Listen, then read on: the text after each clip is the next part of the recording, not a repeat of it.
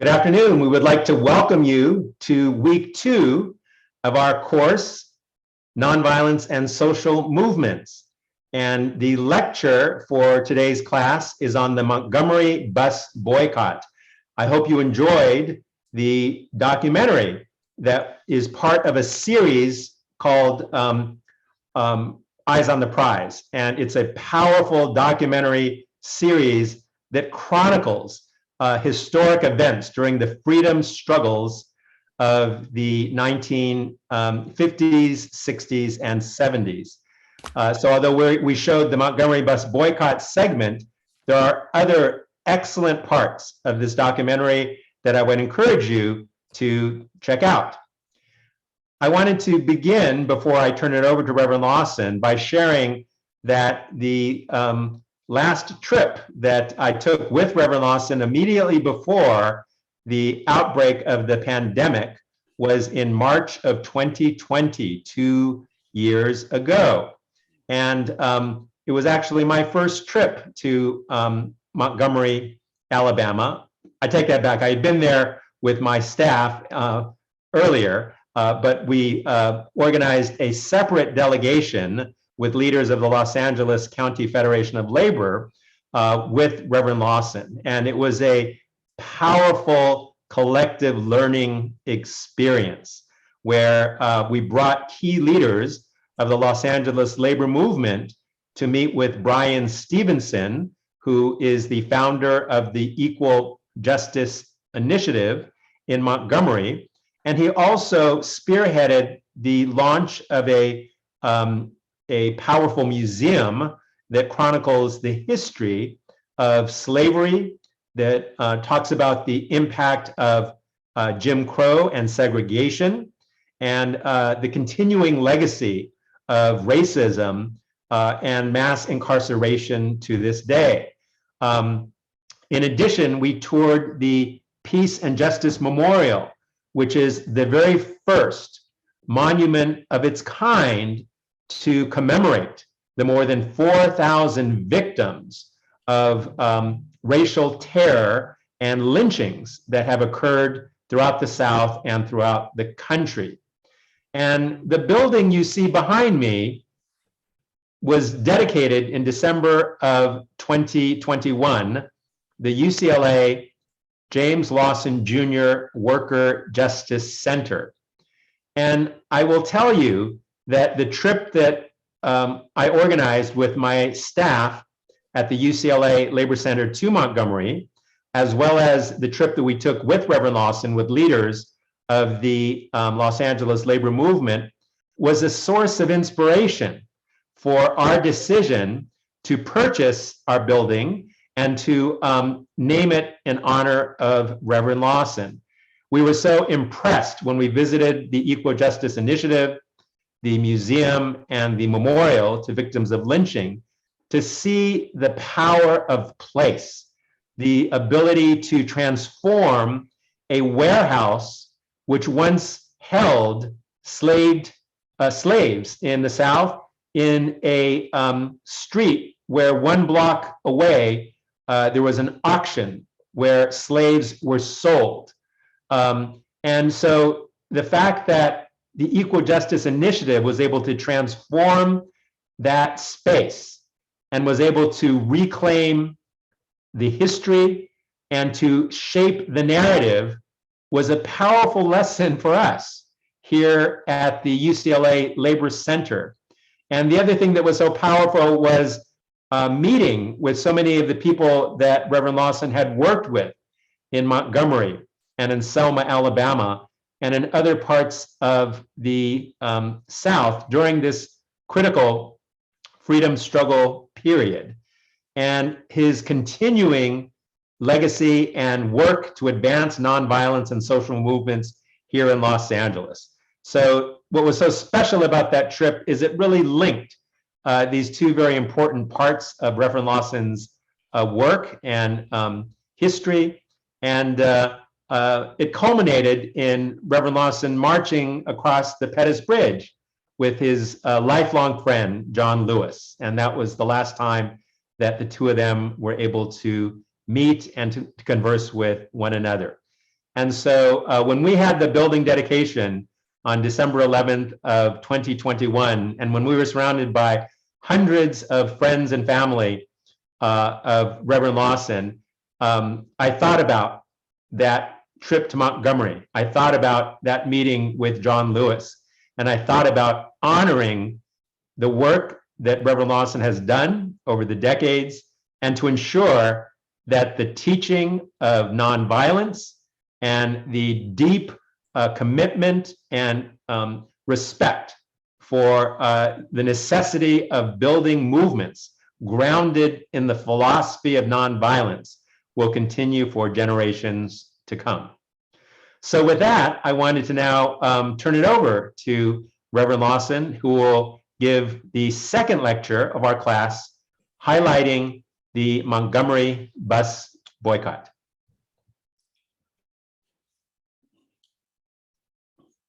Again, I greet you, class, and trust that you are staying safe and doing well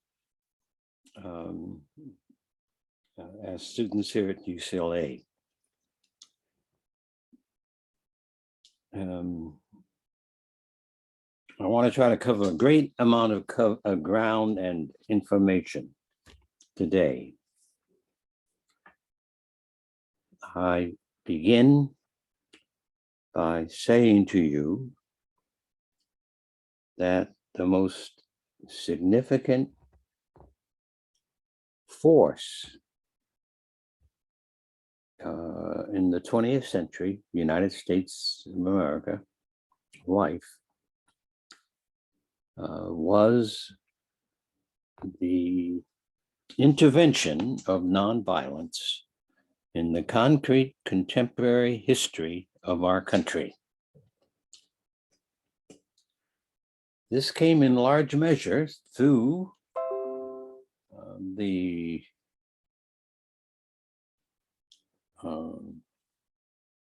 50-year work of what is called the NAACP, the first organized group in the United States committed to the civil rights and the human rights of all Americans.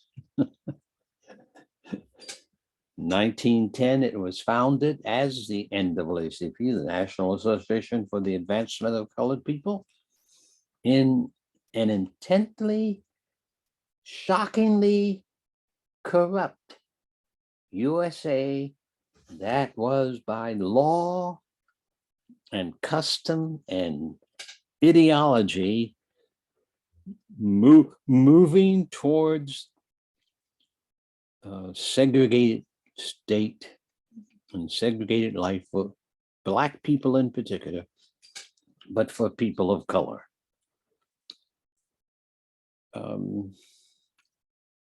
The NAACP was organized around 1910. Their first strategy was to have lawyers take cases of discrimination of people who complained to them, take those cases to court, and to raise up a generation of lawyers who essentially would go to court with citizens to fight racism, discrimination. The first such group in the life of the nation. They made civil rights the critical issue. Now, civil rights is a political term. It comes from Congress. It began in Congress in 1866 when a Republican majority conference, the Republican Party majority Congress, recognized that lots of Americans did not have basic civil rights. And so they passed the Civil Rights Act of 1866. And that Civil Rights Act of 1866 was relatively simple. The Congress said that everyone born in the states and territory of the United States is a citizen of the United States, with the exception, one exception, of the Indian, the American Indian. So the term civil rights comes out of Congress. No matter the many elected officials, the governors and others who don't recognize that the term is a political term and requires their support and obedience, that's the first time I know of where the term is used in the United States. Civil Rights Act of 1866.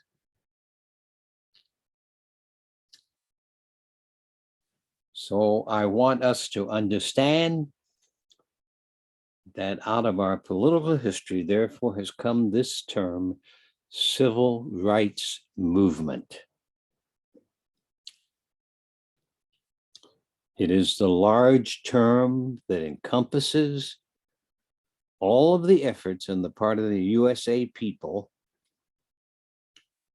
to have political recognition, constitutional recognition of the fundamental human rights. Now, you may be surprised to understand that this task has not yet been fully accomplished. But for an example, the United States Congress has, I'm sorry. Let me start that sentence over. The United States governments, state governments, do not acknowledge the equality and civil rights of women. While Congress has passed an Equal Rights Act, any number of states have refused to ratify it yet. So we do not yet have an amendment that insists that women are equal in every respect as human beings and have the rights that all other human beings are supposed to have.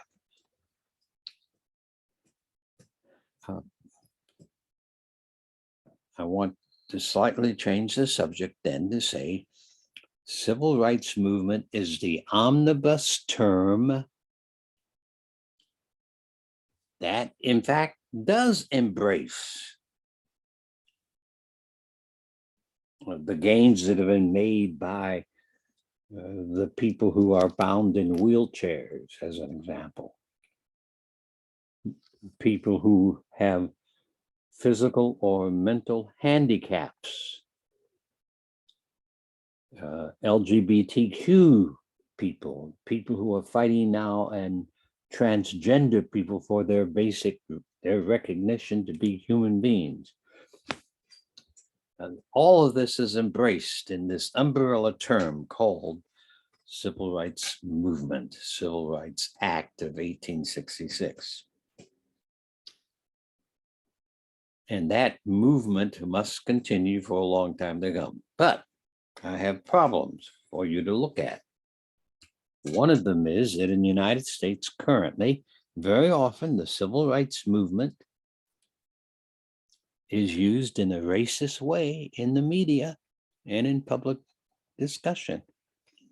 It means something for Black people. It doesn't mean human rights for all people. So sometimes civil rights movement is used in the media and public discussion in a very racist, anti-human rights way.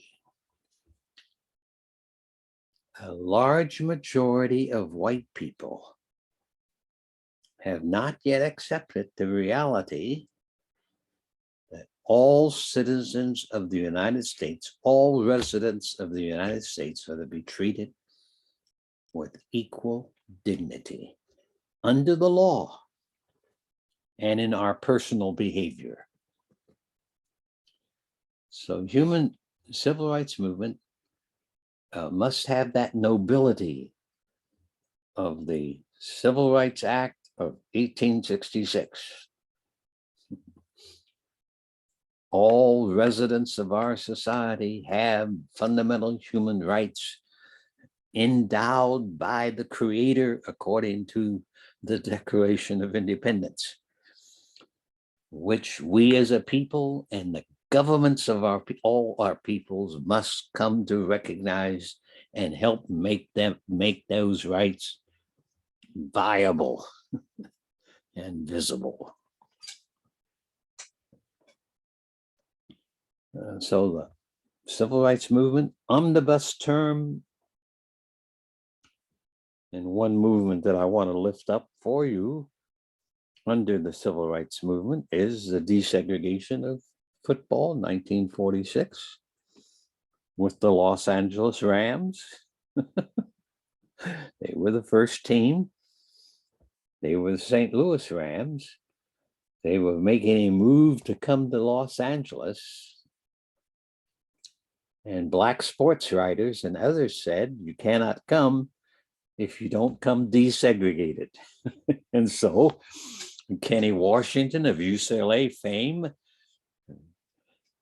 and Woody Strode of UCLA football fame and track and field fame and also film fame were the two men, Black men, who became the first Black football players in the National Football League in 1946.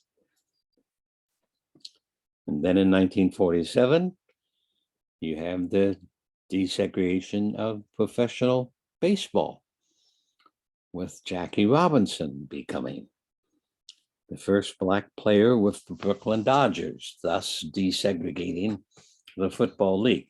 Now, it's very interesting. The baseball league, rather. Baseball was already desegregated in the 19th century as it organized. But the racism that came out of the destruction of the emancipation of Black people from slavery started the process of turning the nation into a segregated society. Or did not start the process, but restored the process of making America, the United States of America, a segregated society by color.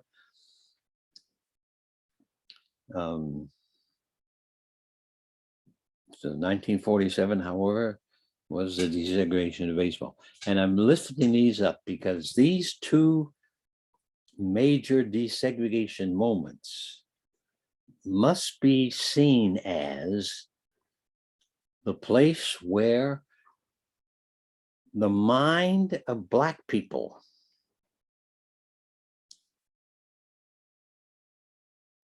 was nurtured in the direction of the dismantling of segregation by law, ideology, practice, spirit, or whatnot. Those two moments, I maintain, are what gave me, as a nonviolent organizer, a climate in which the nonviolent movement could emerge. Therefore, the most significant people's movement in the history of the United States was allowed to begin under the aegis of the civil rights movement. But I want now to frame for you, and this I just simply say to you, no historian that I know of has done this except Jim Lawson. You have the omnibus civil rights movement, and in the books, that's what's talked about. In the media, that's what's talked about. But under that omnibus movement's aura, I want now to list what Congressman John Lewis, the late Congressman John Lewis, called the Nonviolent Movement of America, the Nonviolent Movement of the United States of America. I want to list this date by date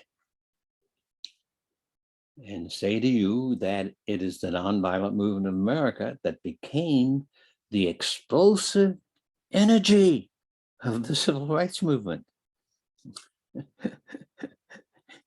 And you must compare it maybe to a nuclear explosion politically that directly began the dismantling of segregation law, custom, ideology, and practice.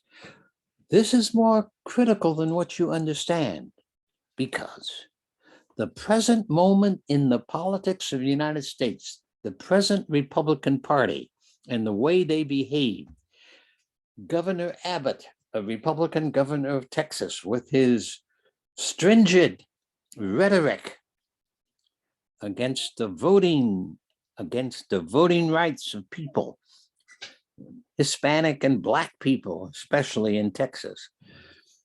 That's a critical issue today. It is a consequence of the Nonviolent Movement of America. Congressman John Lewis is the first I heard claim it, but then there's a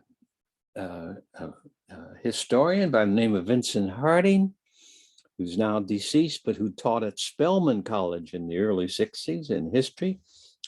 He had his history PhD from the University of Chicago.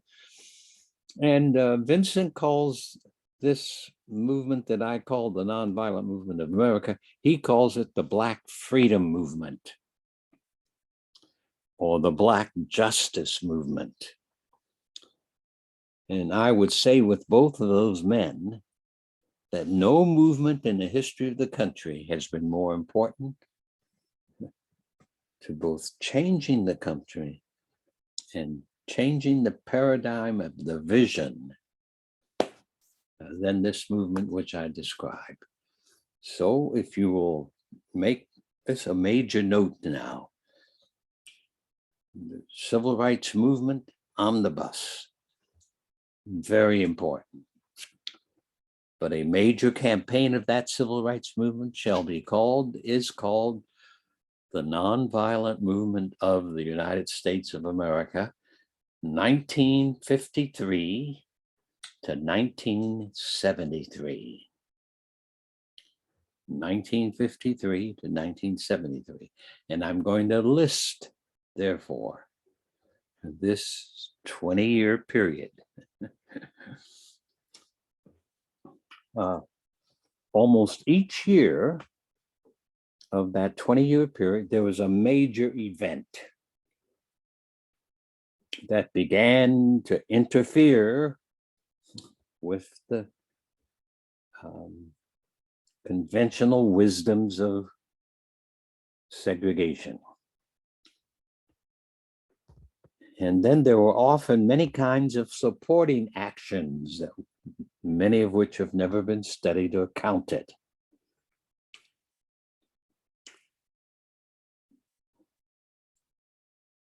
So in 1953, the Montgomery bus, 1953 was the bus boycott of Baton Rouge, Louisiana.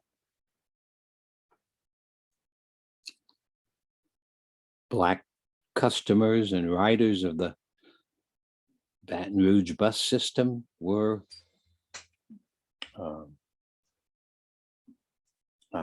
hostile to the segregation and the mistreatment of bus riders, which they made up the majority. And so they carried on a brief campaign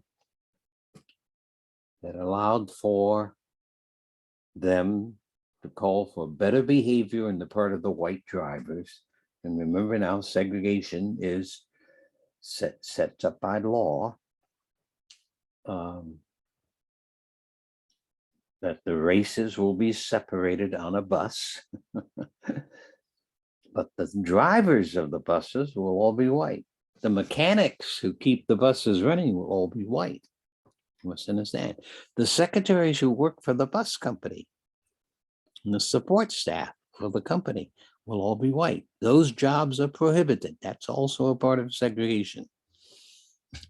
So the bus boycott, 1953. 1954, May 17th, 1954.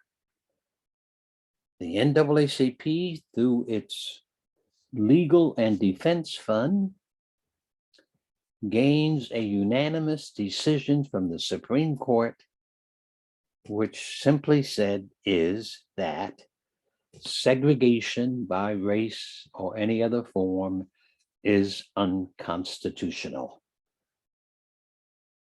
All 9 Supreme Court justices affirm that decision. Now, I want to connect that to the present moment in the Republican Party, where Justice Jackson, a Black federal judge being appointed to the Supreme Court, has been ridiculed by the Republican Party. That's contemporary. A part of the reason why the Republicans have packed the court with 6 people who say they are conservative judges. They're actually conservative, means racist and sexist, and they support the status quo and its injustice. They confirm all sorts of violence, including incarceration as a racist and economic injustice against poor people, and especially against people of color, and especially Black people. And so sexist, racist, violent, and plantation capitalism is what conservative mean in the present discussion. So don't be confused by the term confusion. The media often lets it go. But most, for example, of the senators who are Republicans who come from the South, Florida, South Carolina, North Carolina, Georgia, Alabama, Texas, Arkansas, who call themselves conservative, and Virginia and Tennessee also. Conservative means racist, sexist, supporters of status quo violence, which is unjust entirely, and plantation capitalism. So 1954, the court says that racism is unconstitutional. 1955 is the Montgomery bus boycott. It actually runs until about 50,000 Black people stay off the buses in Montgomery, Alabama until January 17th, 1958. It began December 1st, ends 1958. 381 days, which the Black community refuses to ride the buses until the Supreme Court announces that segregated buses in Montgomery is unconstitutional.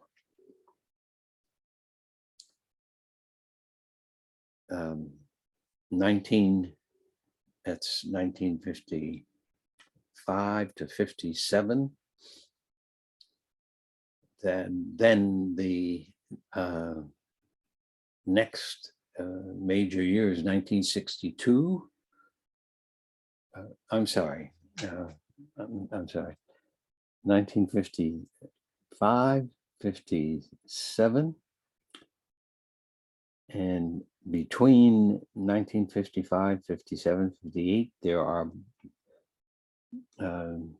there's the Orangeburg, South Carolina economic boycott. There is the tent city, Western Tennessee, major voting rights campaign where Black people are fired from their jobs, kicked off of the sharecrop land in West Tennessee, and they have to live in tents in order to survive. That's 1958, 59. Prior to the Voting Rights Bill in 1955.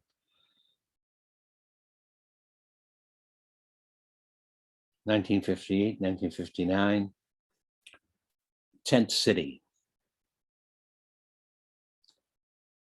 1959, 1960 is the sit-in campaign, though the year 1960 may be the better year to frame it. The Nashville story, which we're going to use, we'll talk about that campaign. 1961 is the Freedom Ride, in which more than 400 of us from across the country were jailed and sent to the penitentiary, Parchment in Mississippi, for the Freedom Ride. 1962, the movement to desegregate Albany, Georgia, which is one of the first campaigns to follow up the Nashville desegregation of downtown Nashville of 1960 in the sit-in campaign. 1963, the Birmingham campaign. 1964, the Mississippi Summer Campaign. A consequence of the Montgomery bus boycott, 1955, 57, is the organization of the Southern Christian Leadership Conference, a structure that develops in order to promote nonviolent attacks upon on segregation. I'm going back to 1960, where the organization of the Student Nonviolent Coordinating Committee became the structure for continuing the sit-in campaigns. There were other campaigns. As a consequence of between 1960 and 1964 or 65, there were probably campaigns in more than 200 cities to desegregate their downtown areas using the Nashville campaign as the model. 1964 was the Mississippi Freedom Summer, where more than 1,500 largely white volunteers from around the country came into Mississippi especially, but in many different places of the South, to do voting registration, to start libraries in Black communities, to do freedom schools, and a whole wide range of projects that can be called parallel institution of nonviolence. 1965 is the Selma to Montgomery March, which produced the Voting Rights Bill of 1965. I should say that before the Voting Rights Bill of 1965 was passed, Congress passed the Civil Rights Bill of 1964 that said segregation by race, by gender, by national origin, or by religion was unconstitutional. You could not discriminate against people as a consequence of the Civil Rights Bill of 1964. Early childhood development came out of the movement. 1964, Greenwood, Mississippi produced Head Start, which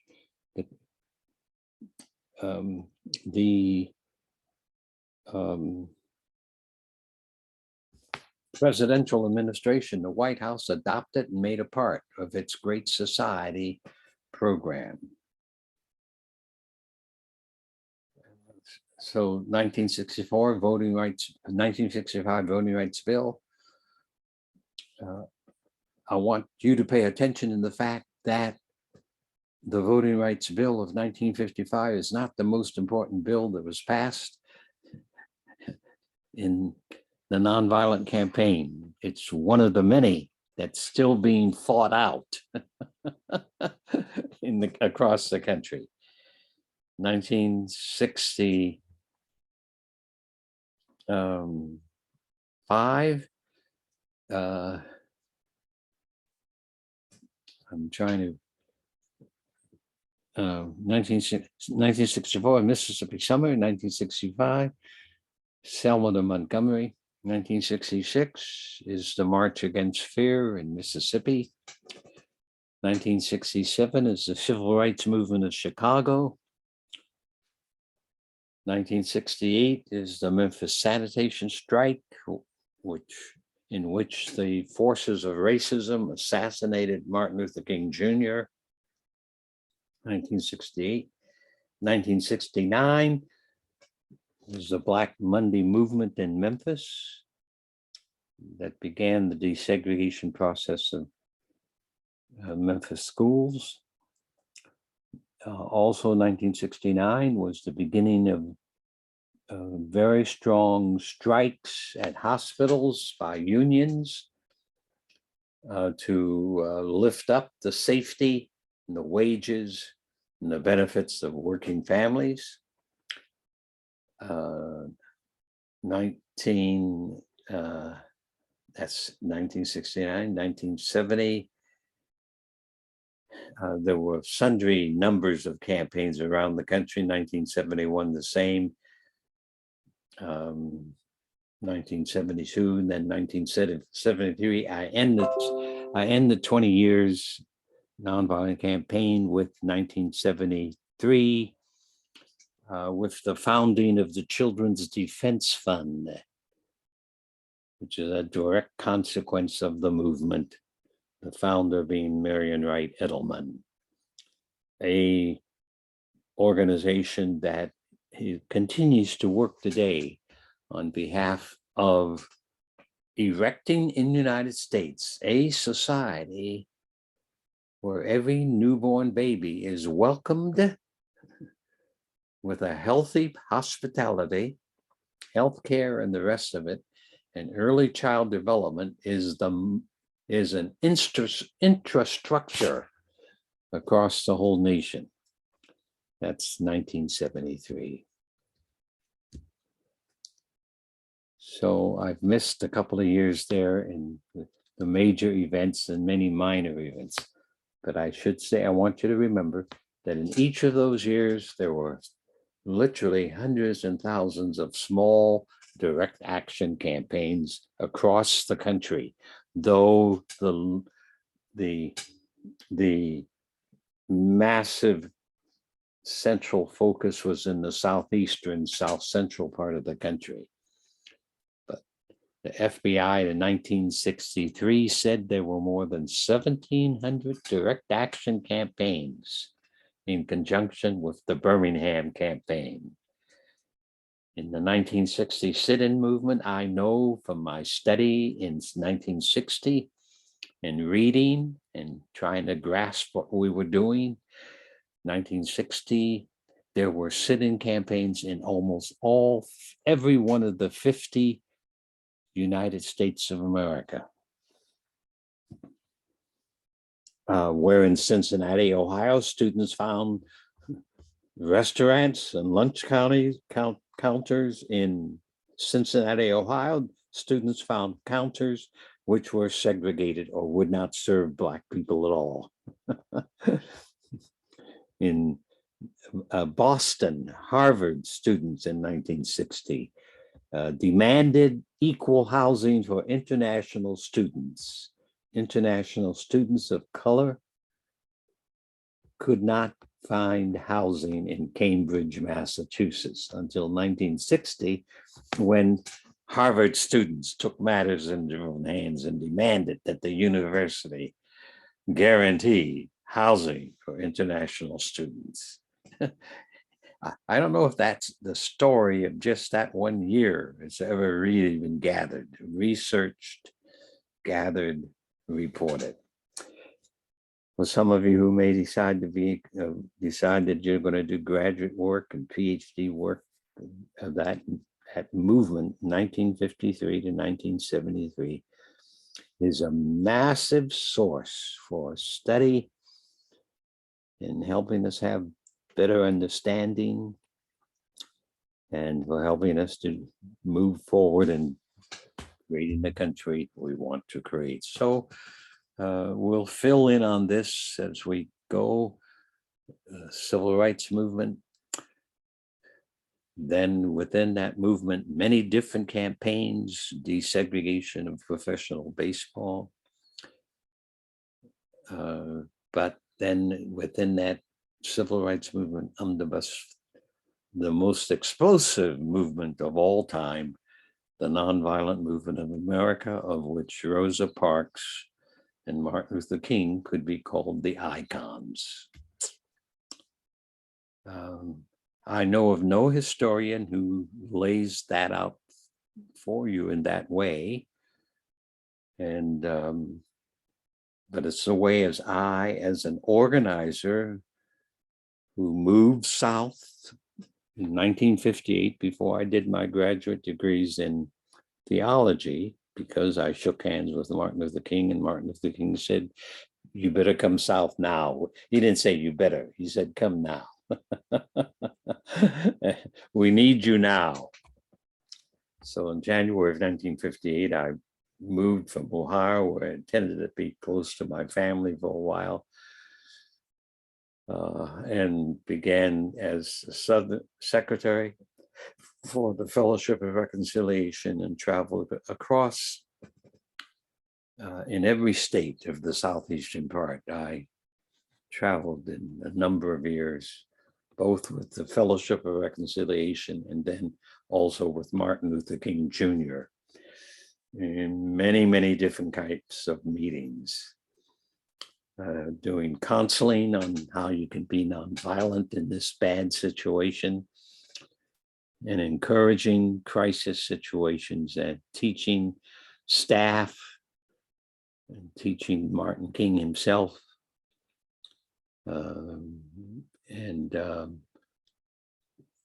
So I was a kind of a chief organizer with Dr. King of the Nonviolent Movement of America.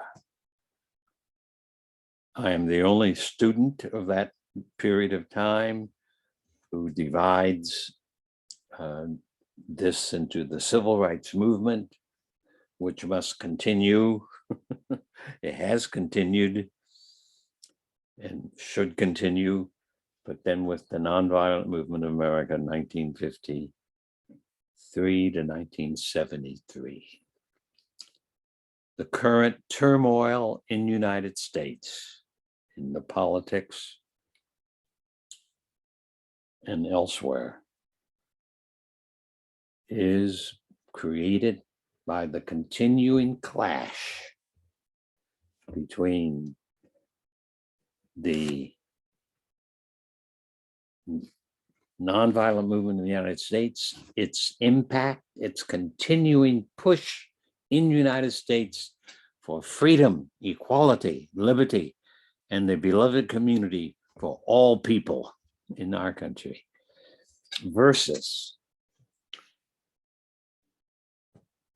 I will say the former president of the United States name, Donald Trump, represents how all the oppositional voices and ideologies, all the chains and shackles to keep people in a bad place. It is that crash, that clash, that continues to this day. And I have no doubt whatsoever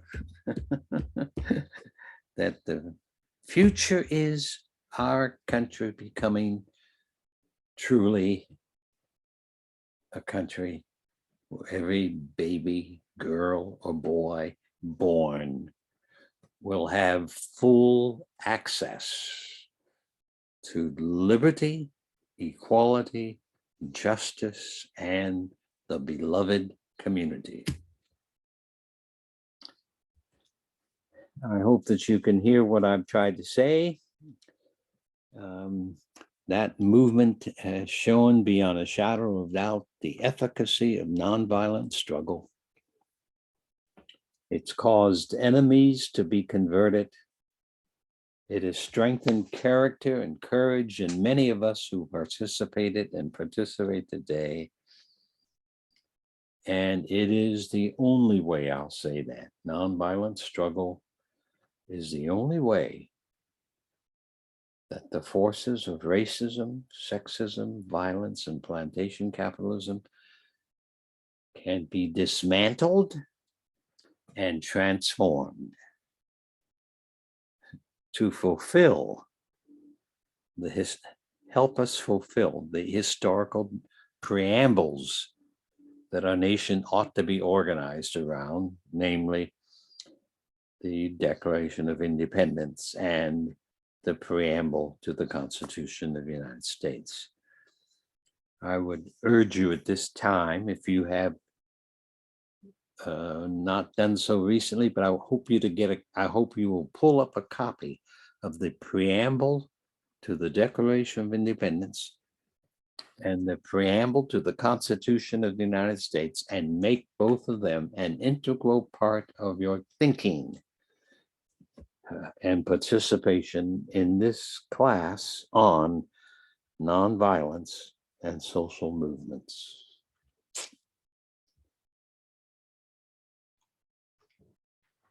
Thank you so much, Reverend Lawson, for that powerful and comprehensive presentation on these 20 remarkable years, 1953 to 1973, which advanced the nonviolent movement of America, and the historic role in particular that the Montgomery bus boycott played in advancing the nonviolent philosophy throughout the South and across the country. April 4th marked the anniversary of the assassination of Dr. Martin Luther King Jr. So it is quite appropriate that during the second week of our class that we are paying tribute to Dr. King and the extraordinary legacy of nonviolence and social justice work that he has left behind.